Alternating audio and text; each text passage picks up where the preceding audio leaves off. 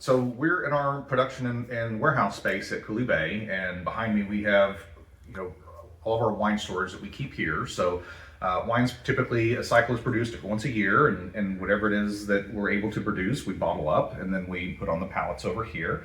And we always try to make sure that we make enough that we can sell to what everybody wants, but not run out every year. But we also don't want to make so much more that we have too much of an inventory going on the next year. So that's the balance of the winemaker is how much you're going to sell, next year. So some winemakers have great crystal balls, and others are still kind of fine tuning them. So we've ran out of a couple wines this year, which is a good problem to have. But we're bringing in more varietals next year. We're changing some things out with the wines that we're currently making to make things more for us, more unique to Van Alstyne, and things that we can further educate our client base with on different types of varietals, and letting them how to understand how to appreciate and enjoy wine, whether you like a dry white or a dry wine, or you like a fruity wine, or whether you like a sweet wine.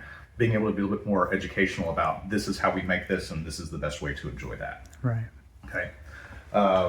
So I also do all 100% of my brewing, cider making, and mead making is done on site, and so I have a litany of small equipment here. We're looking to upgrade next year, as I'm barely able to keep up with demand right now.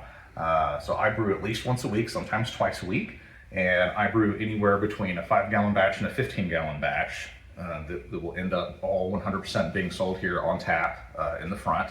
And I make every kind of beer you could possibly come up with, everything from as simple as a blonde ale, which is one of our biggest sellers, and we talked about doing a collaboration with Myth and Ember and doing a coffee porter. And I also make a lot of traditional things. So there's things I'm going to make that have been around for hundreds of years, but it may not be something you've ever seen on a grocery store shelf.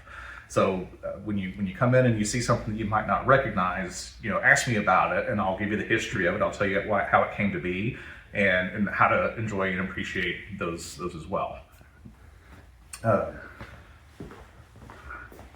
in here, in these chest freezers, is where all of our fermentation takes place for right now. We're hoping to upgrade to tanks next year. So after I'm done brewing, all of the beer will go into containers that go into this chest freezer, which I can control the temperature with.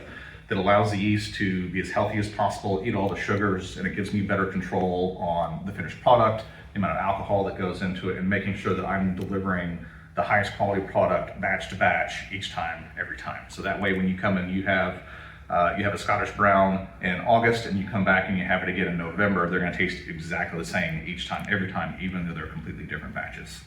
Okay.